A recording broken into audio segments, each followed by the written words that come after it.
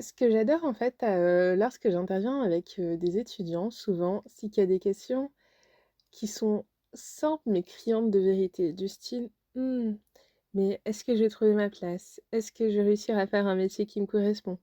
Et ça, c'est des questions en fait qu'on se pose en permanence. C'est juste que souvent, on est beaucoup moins décomplexé quand on est plus jeune pour les poser ouvertement. Comme si on avait le droit de se poser ces questions, que c'était admis par la société.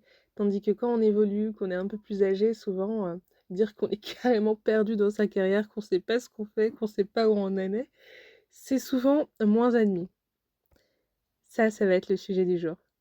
Bonjour et bienvenue sur Design My Career, c'est le podcast qui t'accompagne pour développer sereinement une carrière créative qui a du sens. Aujourd'hui, on va parler de comment ta carrière peut être un portefeuille de projets. Et justement, par rapport à ce qu'on disait tout à l'heure, faire en sorte de assumer en fait d'être dans le flou à certains moments. Ce que j'aime beaucoup comme outil, ça s'appelle la roue de la vie. La roue de la vie, ça détermine plusieurs axes. Selon les versions, tu as entre 6 et 8 axes. Je t'en donne quelques-uns pour que tu vois, mais une bonne recherche internet pourrait t'aider. Donc, tu as souvent le domaine un peu personnel, relationnel, tu vois, vie amoureuse. Parfois, amis, famille sont séparés, parfois ça va avec le couple, selon les versions de chacun. Ensuite, tu as bien sûr l'ERA de la money, de l'argent, l'ERA des compétences, de la formation, du développement, l'ERA du bien-être et de la santé, celui-là on le kiffe vraiment beaucoup. Il y a aussi l'ère du travail ou de l'entrepreneuriat selon, ce que tu fais et tu as plein de catégories et de sous-catégories comme ça et ce que je trouve intéressant, c'est de faire des bilans et généralement, quand on a l'impression qu'on est dans le flou et bah, dans les faits, on n'est pas dans le flou partout. Souvent, on va avoir des aires de vie, par exemple, je sais pas, on va dire, l'ère des relations amoureuses qui est genre hyper structurée, là on sait où on va, on est bien. Et l'ère, par exemple, de la santé va être un peu plus diffuse ou pas exactement, comme ce qu'on voudrait faire. Donc ce que je trouve intéressant avec ça, c'est que ça permet de relativiser sur notre niveau de flou. Et en fait, c'est OK et même normal que à chaque fois qu'on veut passer un palier, évoluer, quand tu veux viser quelque chose de grand, c'est normal qu'à un moment tu sois dans le flou parce qu'en fait, tu commences à dépasser la frontière du connu. Tu sais, la zone de confort, c'est celle qui est un peu toute chaude, on est bien dedans.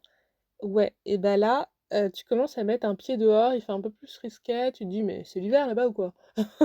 Nous, on veut rester, en été, là où il fait chaud. Mais justement, tu as besoin de t'aventurer, de voir ce que c'est, d'explorer, de découvrir et ça, tu peux pas le faire si tu restes dans ta zone de confort. Et du coup, c'est pour ça que la sortie de la zone de confort amène beaucoup de flou. C'est juste que, on va dire, il y a un peu 2 types de réactions. Soit tu es à l'aise avec ce flou, soit justement tu vas considérer que c'est la pire des choses et tu vas voir ça comme une source d'angoisse.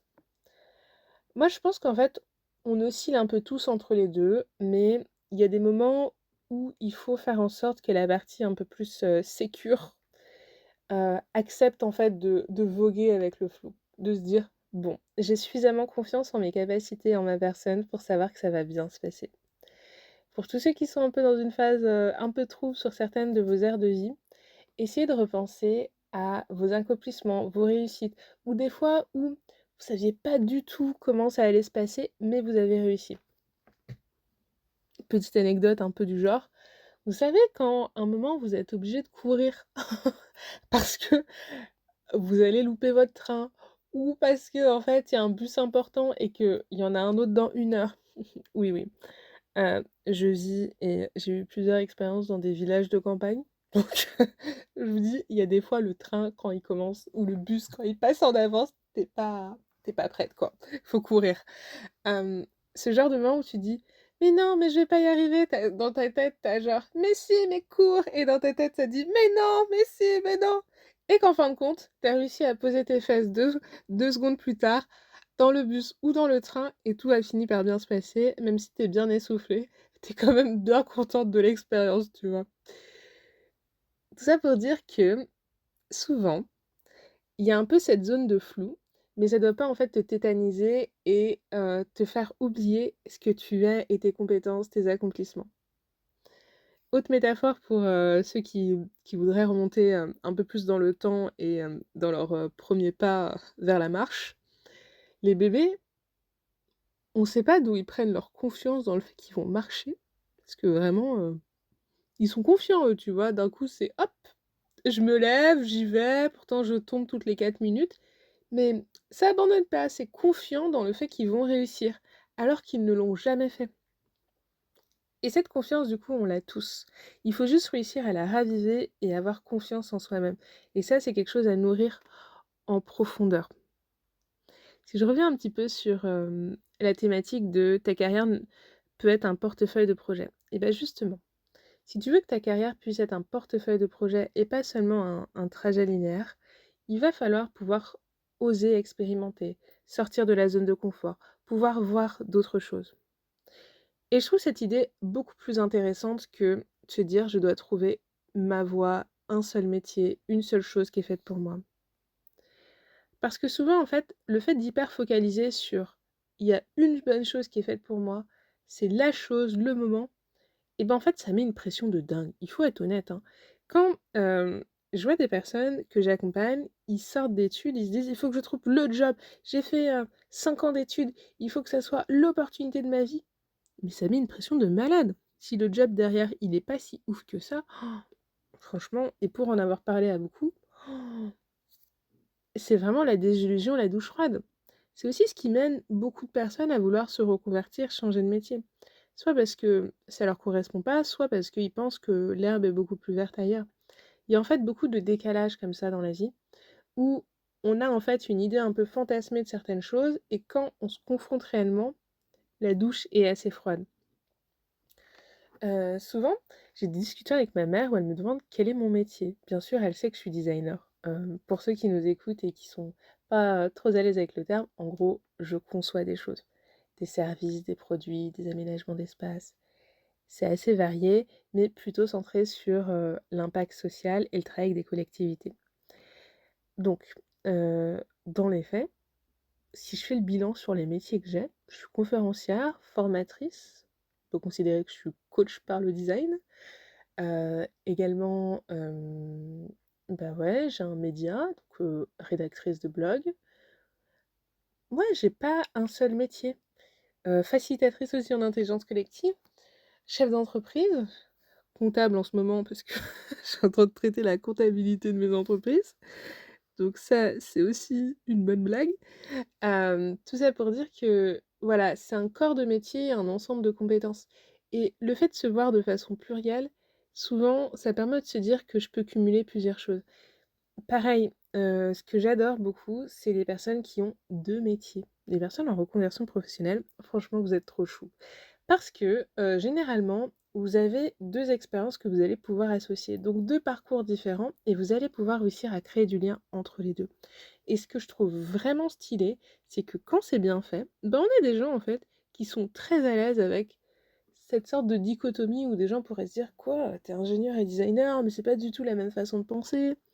Alors que si, il y a plein de points communs et en même temps plein de différences. Et ça te nourrit profondément parce que tu réussis à explorer, j'ai dit exploser ton potentiel, je voulais dire explorer ton potentiel, et tu sens l'intensité, hein, heu, dans différents domaines, compétences et tout ça. Et c'est ça que je trouve génial.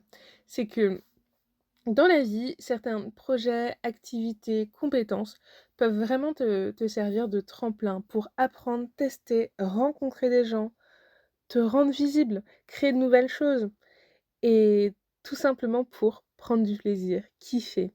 T'as pas besoin de te limiter à un seul métier, à une seule chose. Et plus tu vas avancer dans ta carrière, plus tu vas te rendre compte que de par nos métiers en design, innovation, à moins de devenir manager ou de renforcer ton expertise sur ton poste ou de gagner, une posture stratégique, ben, en fait, plus ça va aller, plus tu vas étendre tes compétences sur d'autres métiers. Voilà. Par exemple, en innovation sociale, si on voit un petit peu vite fait le processus de design, dans la phase d'immersion, clairement, là, on commence à clairement aller vers les métiers des sciences sociales.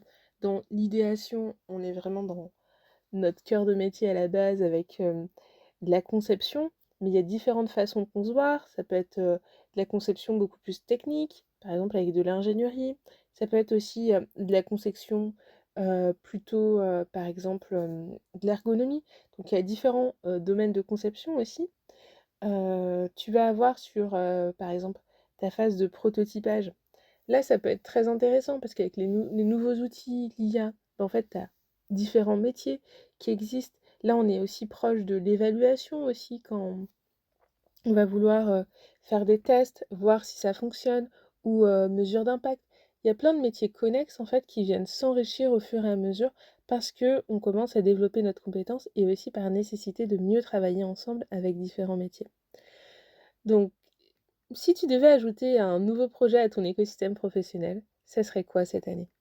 Qu'est-ce qui te permettrait de te dire que tu as une carrière créative, qui te ressemble vraiment et qui te fait pas penser qu'il y a une seule ligne droite pour faire les choses? En tout cas, merci de m'avoir écoutée. Je suis très heureuse de pouvoir partager ce moment ensemble. À bientôt.